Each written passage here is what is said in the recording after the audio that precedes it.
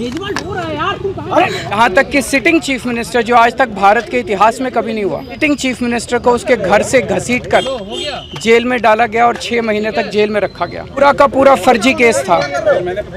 हमारे ऊपर कीचड़ फेंका गया। 24 घंटे टीवी चैनलों के ऊपर डिबेट चलते थे, खबरें दिखाई जाती थी, केजरीवाल भ्रष्ट है, केजरीवाल भ्रष्ट है।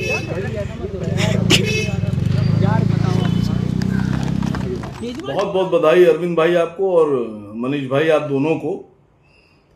तो सबसे बड़ा सवाल यह है कि न्यायालय ने कहा कि जिसको भारत में भारत की सरकार ने, भारत के गृह मंत्रालय ने हिंदुस्तान का सबसे बड़ा भ्रष्टाचारी और बेईमान बताकर जेल में भेजा था, उसके खिलाफ भारत सरकार की दिल्ली पुलिस एक भी सबूत पेश साथ ही नहीं साथ ये फैसला ये साबित करता है कि देश की सत्ता पर एक खतरनाक षड्यंत्रकारी, साजिशकर्ता और तानाशाह राज कर रहा है, जिसका नाम है नरेंद्र मोदी।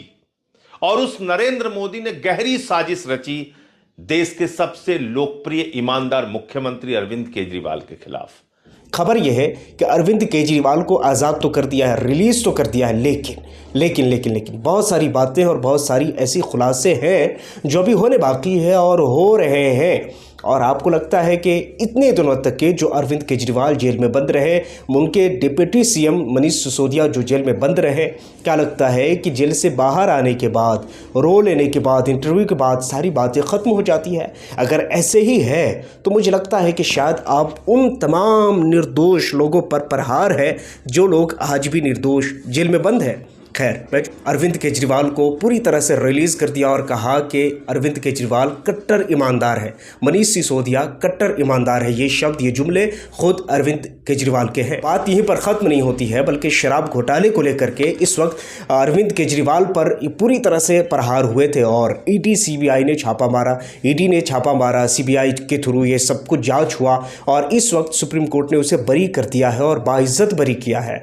सवाल ये पैदा होता है कि यहाँ पर सिर्फ अरविंद केजरीवाल नहीं है, बल्कि भारत में हज़ारों ऐसे लोग हैं जो इस वक्त सरकार के थ्रू उन पर जो कुछ हो रहा है वो पूरी दुनिया जानती है। जबकि अरविंद केजरीवाल बरी हो चुके हैं, मनीष सिसोदिया बरी हो चुके हैं, उनके जितने और कार्यकर्ता हैं वो सब के सब बरी हो चुके हैं, उन पर कोई इल्ज़ाम नहीं रहा, उन पर कुछ नहीं रहा, तो क्यों न लगातार उन लोगों पर मानहानि का केस दायर कर दिया जाए जिन लोगों ने ईडी सीबीआई के थ्रू अरविंद केजरीवाल या उनके लोगों को फंसाया है। अब ये मेरा कहना नहीं है, बल्कि ये आप उनके नीचे कमेंट सेक्शन में अगर आप जाएंगे तो आप देखेंगे, संजय जो कि उनके नेता हैं वो ये सारी बातें कह रहे हैं। उनकी वीडियो के कमेंट सेक्शन में आप जाएंगे तो वहाँ पर आप पाएंगे जनता कुछ इस प्रकार से कमेंट कर रही है। जनता का कहना है कि क्यों ना उन लोगों पर मानहानि का केस दायर कर दिया जाए, जो कि मुझे लगता है कि अगर ऐसा होता है तो शायद उन तमाम निर्दोष लोगों के लिए एक इंसाफ की कड़ी होगी।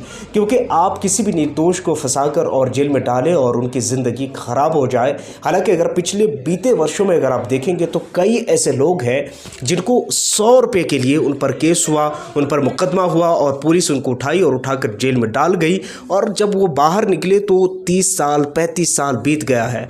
जब वो गए थे तो जवान थे या बच्चे थे, इतने समझदार नहीं थे, लेकिन जब वो बाहर आए तो उनकी ज़िंदगी, उनकी उम्र ख़त्म हो चुकी है। क्यों ना ऐसे लोगों पर भी कुछ एक नज़र डाल लिया जाए। इस टाइम में अरविंद केजरीवाल के फ़ैन बहुत खुश हैं। खैर, इस वक्त खुद भी अरविंद केजरीवाल इन तमाम चीज़ों को बयान करते हुए भावुक हुए और रोने लगे और लोगों के सामने अपना दर्द बयान करने लगे। मगर याद रहे, अगर अरविंद केजरीवाल अगर निर्दोष है तो इस तरह के निर्दोष भारत के जेलों में हज़ारों नहीं बल्कि लाखों की संख्या में पाए जा रहे हैं। इन लोगों पर भी एक नज़र देना और इन लोगों पर भी एक नज़र दौड़ाना बहुत ज़रूरी है।